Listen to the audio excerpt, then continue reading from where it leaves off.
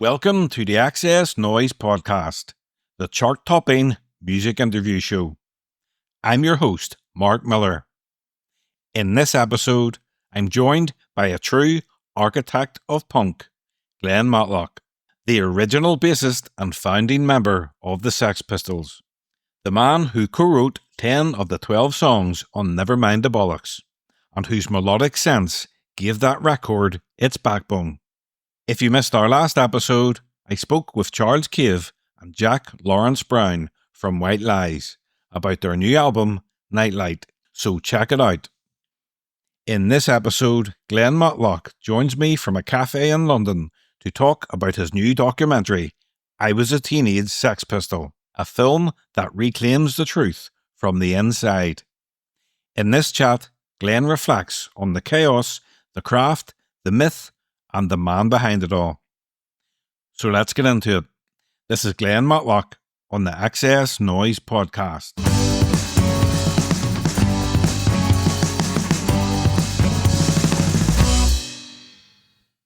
So hi Glen, welcome to the XS Noize Podcast. Hello Mark, how you doing? All right. Very good, Glen. Great to have you on. All right, you found your comb, I didn't. I'm out and about and I snuck into a cafe, so hopefully you can hear me all right. It's a bit blowy out. Where are you?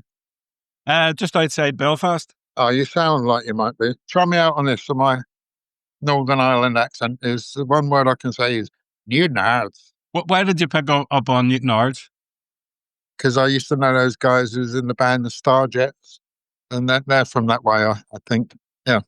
Nice one. Thanks very much for joining me today, Glen. I watched the film last week. Absolutely loved it. I don't know. I'm sort of canvassing opinion because it's a bit weird doing something like that you're the subject of, and it's a bit odd, really. So glad it went down all right. I'm quite pleased with the number of people who turned out to big me up, which is kind of good. And it's kind of sad I got Clem and Wayne Kramer in there who are no longer with us as well, you know. Your new documentary, which I loved, I Was a Teenage Sex Pistol, finally gives you the chance to tell your story your way. So, how does it feel seeing your own version of history up there? Is it a weight off, or is it another wild chapter in the saga? It's a bit weird, really. I've been wanting to do it for a long, long time. I wrote the book a long time ago. And when I wrote the book, I thought, I can set my side of the story straight, and then I'll never have to talk about it again. But of course, as soon as you do a book, you got to plug it, and people ask you a question. On page 68, is that the same as that happens on page 77? Why? So you're off down that kind of road. Anyway, it's taken a long while to get some people who finally followed through on the whole thing, and here we are. Really, it's kind of good. I'm chuffed with the people who turned out to kind of help big me up. There's who's in it? Gary Camp, Debbie Aaron, Chris Stein, and Lambert, sadly no longer with us, my mate, Wayne Kramer, loads of people, Rat Scabies, Stephen Paul. Yeah, but it is a bit weird watching yourself, so don't normally do that. What first made you decide to turn I Was a Teenage Sex Pistol, your book, into a film? I just thought, as I wrote the book, I thought, it would make a different side to the story a little bit. You always get the same old stuff out there all the time. I thought I had a little bit of a twist, maybe a bit more personable. But, you have to wait for the right opportunity to come along. And it wasn't like MGM or beating down my door to do it. But these people, my movies, Andre Rellis and Nick Mead, saw its potential. And here we are, really. The only weird thing is, we started doing it a couple of years back. In the meantime, all this reactivated pistol stuff's happened. It's been a bit of a juggling act, really. I don't know if I would have... Not I wouldn't have done it, but I wouldn't have done it just then if I knew what was going to unfold over the last year and a half, But it's another string to my bow. It opens up some different kind of doors to things to do. It's part of life's rich rug somehow. So how hands-on you were in shaping the film, in the script, the editing and the whole tone of the documentary film? Well, it kind of follows my book quite a lot. There was a lot of footage that was shot and there's found footage and stuff, and we kind of went through that together. I left it in their hands quite a bit. I'm not an accomplished filmmaker, so I didn't really know how to go about it. But going to art school, when I go to an art gallery, I might not be able to do that, but at least I know exactly what's wrong with me. So I'm a past master at telling people where they've gone wrong. So I was quite heavy on that. And it was quite long and rambling, and I made them cut it down a little bit, and I think it flows a lot quicker now, really. And I suggested people to talk to, and a lot of people stepped up. A couple of people didn't. But a couple of people didn't, maybe because instead of me calling them up, my people went through their people, and there's all that going on as well. But, I've got some cool people in it, and then there's some people in it which I think are very instrumental to the Pistol story. It's like Mike Thorne, who's in it, who went on to become a really big record producer. His big claim to fame is he did Tainted Love by Soft Cell, but he was actually the junior A&R guy at EMI who signed us to EMI. And then there's Al McDowell in there. He was the first person to ever book the Sex Pistols, and he's a big Hollywood artistic designer. He designed all of Charlie and the Chocolate Factory and the Terminal and the Watchmen and Fear and Loathing in Las Vegas. And in fact, he called me up a couple of years back. I'm in London. Do you want to have dinner? I said, what are you doing here? He said, I'm at Pinewood.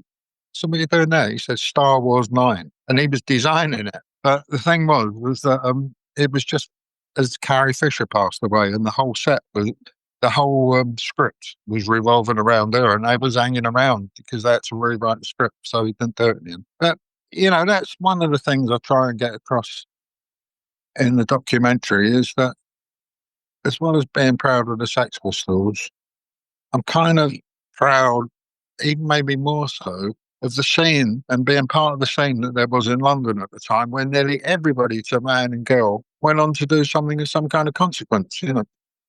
It was quite a happening time.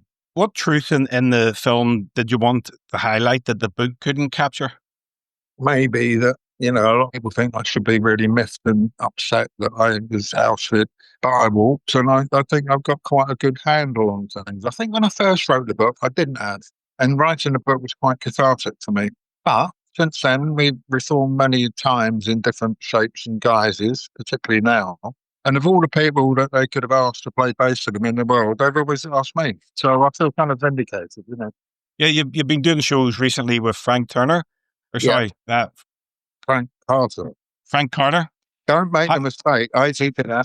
We did our first gig, and we did Bush Hall. It was a charity thing, and we're taking a bow at the end, and he's saying, "This is Steve, Paul, and Glenn from the Sex Pistols." He never says he's in the Sex Pistols. He says he's singing for us, all right, in tribute to it, which is kind of cool. So I thought, I grabbed the mic, and I thought, I'll big him up in return. And it came out as Frank Turner, and I'm like, oh. He gave me a look, and I just said, but Glenn, so much has been said about the Sex Pistols over the years, but not everyone realises how many of those songs came from you. Is that the biggest misconception about your role that this film finally clears up?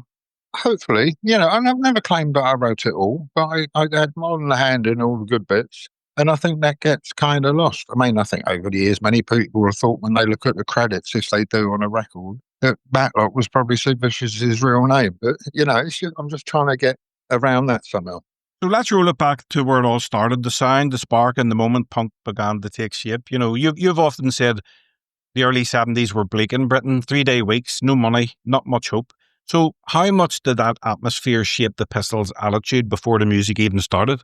I think quite a lot, And my main contribution to the band was writing Pretty Vacant, which is and that's my lyric, and just the whole idea of Pretty Vacant, a sense of hopelessness, sort of a real, I don't know, I suppose it's almost like something out of a Camus kind of book.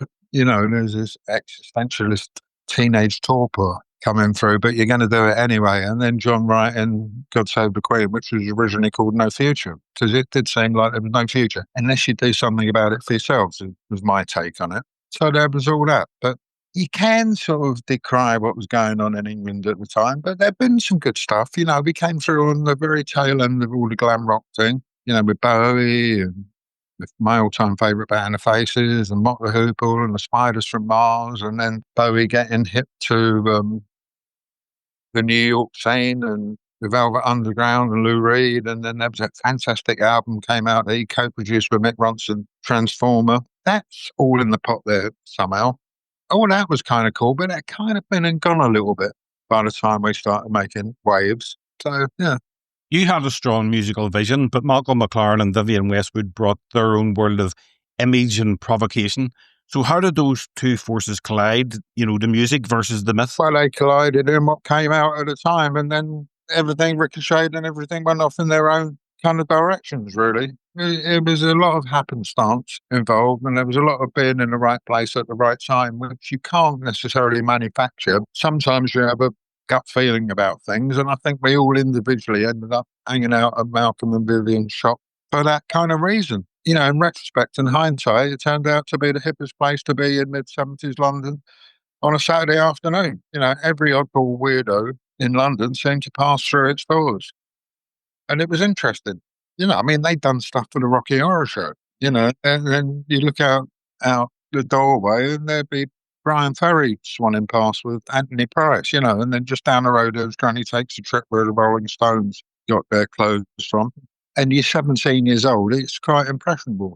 And there was a pub round the corner called the Roebuck we used to go to afterwards, but it was like you walked in there and it was like an episode of Budgie, with Adam. I actually remember that. Yeah. Oh, you are awful, Budgie.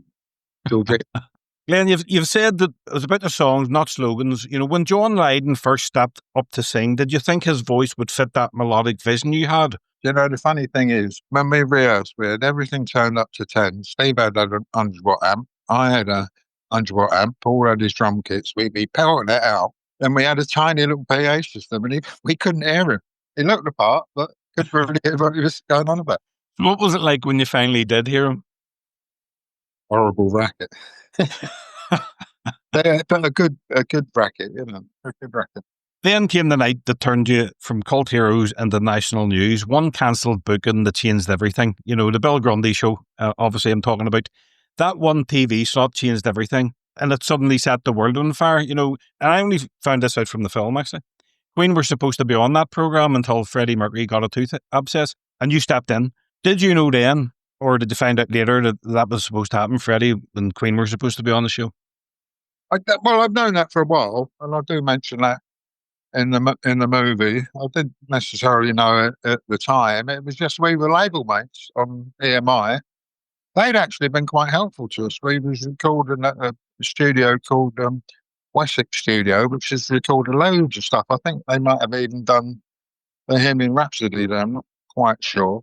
But they cancelled their recording maybe a couple of weeks beforehand so we could go in and record Anarchy. So then, we weren't totally anti them. Didn't go so much on the kind of spangly clothes they wear, but and just again through happenstance, the press guy at EMI needed something to fill in, and he asked us to do it. We nearly didn't do it because we was busy rehearsing for what proved to be a Balls of Anarchy tour. But we did it, and it all happened. But there was no accounting for the fact that Steve Jones was going to nick a bottle of Blue Nun Riesling wine, go in another room and drink it all to himself. And then it kicked in halfway through the interview and he swore his head off. That's what happened.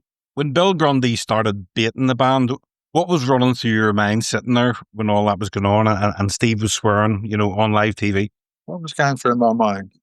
Whoops. It's kind of weird. We haven't done many things like that. You don't really know what goes on in the room. I was a bit annoyed that Susie and the Bromley contingent were there. I mean, looking back, it was fine, but it seemed every time that we did something, there was always other people there. And I kind of had the ump about that a little bit, really. Yeah, and then I remember Malcolm being behind the cameras and as soon as Steve started swearing, he put his head in his hands. And when we came off, he was like, no, you've done it now, you've gone and blown it.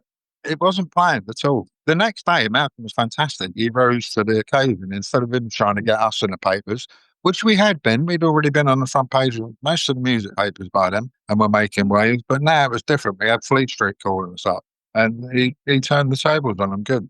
But Steve Jones says this, is that the pressure was so kind of intense. It was like living in a golfer's ball. And that's when the band kind of divided into factions, really. I think it went to John's head a little bit, and he thought whatever he said went. I got annoyed about that. I didn't think Steve and Paul were backing me up as much as they could do, considering where all the main tunes had come from, especially the first three singles. It's interesting you mentioned the Bromley contingent and Susie, standing behind you on the show, because what Bill said to Susie, he hadn't said that it wouldn't have really blew up the way it did, and Steve wouldn't have said what he said. No, so in a way it was fine. Things happen for a reason sometimes. You asked me what I thought at the time, and that's what I thought at the time. But looking back, that's probably the right thing to have done. If Queen had have gone on the show instead of the Pistols, do you think punk would have exploded in the same way?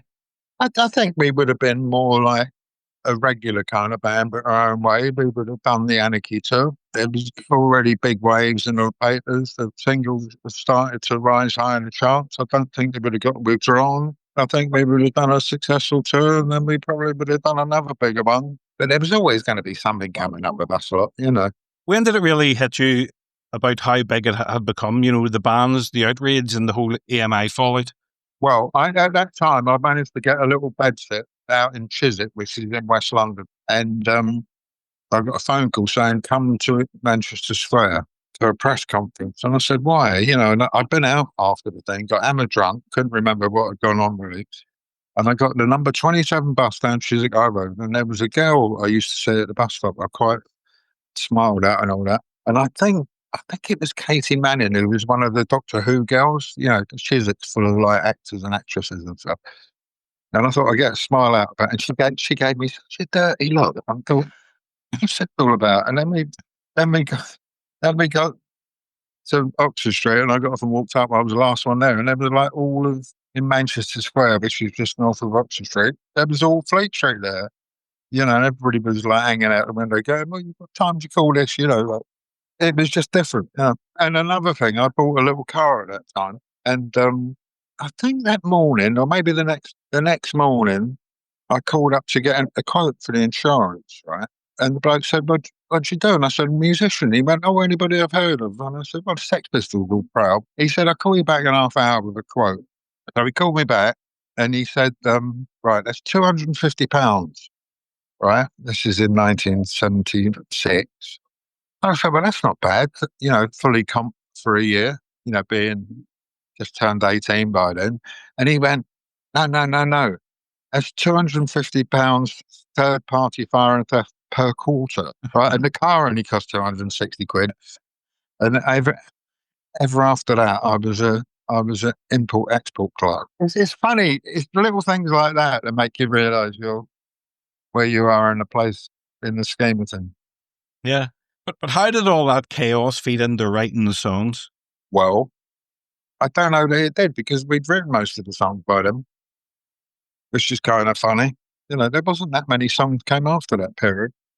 Maybe EMI, and then Steve came up with Holidays in the Sun after that. But I think he owes a few bob to probably Paul Weller, in the city. It's good. All the other stuff had been written by them. So, don't know. I think it would have been for the second album, which we never made. You wrote most of the music on Never Mind the Bollocks, but, by the time it was recorded, you weren't there. Steve Jones played the bass. When you finally heard the finished record, what was your honest reaction? I thought it sounded very good and polished. I mean, Chris Thomas is a class act, and Bill Price, who was the engineer. I like what he did there, man. I thought it was all pretty good, apart from I thought the bass player could have been a little bit more adventurous, really. I think when my bass player, and I gave the songs a tiny little bit more colour, I think. But then I would say that, a little run here, a little twiddle there. Why did things really fall apart between you and the rest of the band? I don't believe the story about it was because you liked the Beatles. No, that was bollocks, and I was annoyed about that. Me and John were chalk and cheese. I said earlier on that I think, I'm not the only person to say this, but I think as soon as John got his head in his face in the papers, the size of his head changed a little bit, and he started to thought he could control the roost. And I would argue with him, and I was standing corner, and Stephen Paul just wanted an easy life and didn't back me up. So, but I think they mentioned that, particularly Paul, in the documentary. But, things have a certain shelf life, and I think it ran its course, really, And then they went to America, and they got Sid in a band, and when it all broke up, it didn't surprise me. There's the Harry Enfield show, right? And there's the two blokes sitting in a pub, and the catchline in this one bit is if that's what you want, that's what's going to happen. And that's what I thought. I thought, if that's what you want, Sid in a band, that's what's going to happen. So I wasn't that surprised. And how did you feel when you found that Sid did join the band? Well, I kind of knew. And that annoyed me as well.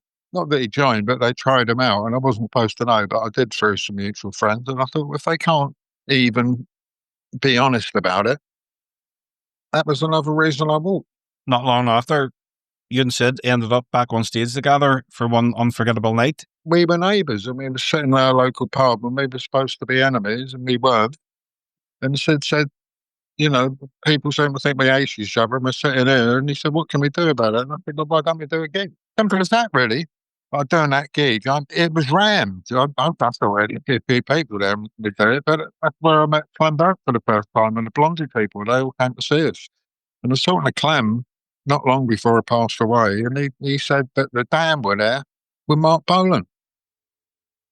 And then there was Steve and Paul were there with Phil Lynott and all that. So it was quite a happening night. And the guy at Warner Brothers, Rob Thickens, who signed me to Warner Brothers Publishing, and I always used to go in and chat with him some idea I've had, and he'd never go. And he said to me once, he said, the best thing you ever had was, and I said, the Sex Pistols. And he went, no. I said, what then? He said, the 55 Kids. I said, but why didn't you join us? He said, well, it was so exciting. He said, but you were all too out. In the documentary, you mentioned that you gave Sid the money from the gig to go to America. What made you want to help him after everything that had happened? Get rid of him. Get rid of him. And I was drunk at the time, and it was a bit too much largesse, really. And he never come back from America? Never came back. So maybe I had a little hand in that, not deliberately, but funny old life karma.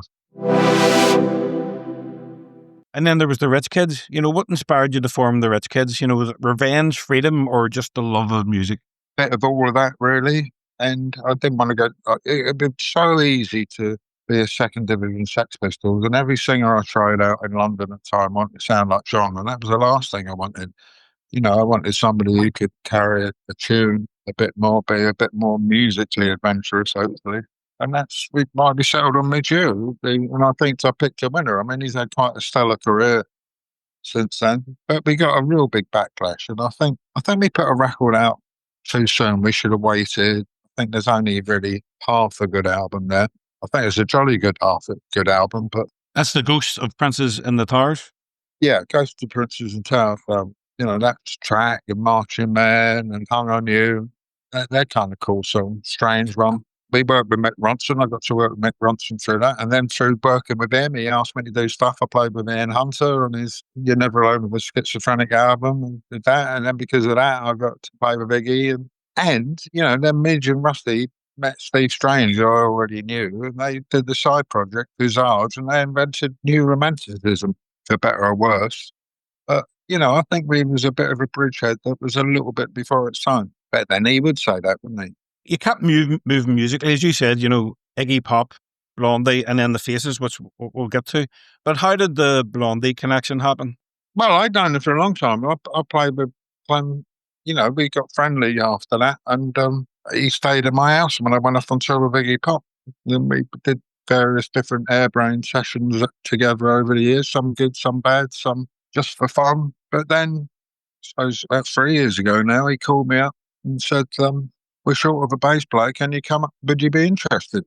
And I said, maybe, but in a couple of months. He said, no, next week. And I was like, whoa. Anyway, I slept on it. Where was that, really? You've always been a big, huge fan of the Faces. They're your favourite band. So what was it like walking into a rehearsal room with Ronnie Wood and Kenny Jones? It was fantastic, except Ronnie wasn't there on the first day, and nobody knew where he was. And it was Ronnie was in a Castle Arena and stuff. And it was like, and so it's funny. I got in. Kenny Jones said to me, and he lived out in the Surrey Hills, where a very nice part of just outside London, where we was going to rehearse.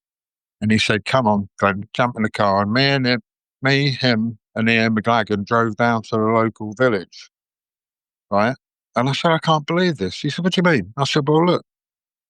I said, "Here I am with half my all-time favourite band, The Small Faces, and then 2/5 of my other all-time favourite band, Faces." And I said, "I can't believe what we're doing." He said, "What are we doing?" I said, "You know what we're doing? We're in Tesco's buying lottery tickets."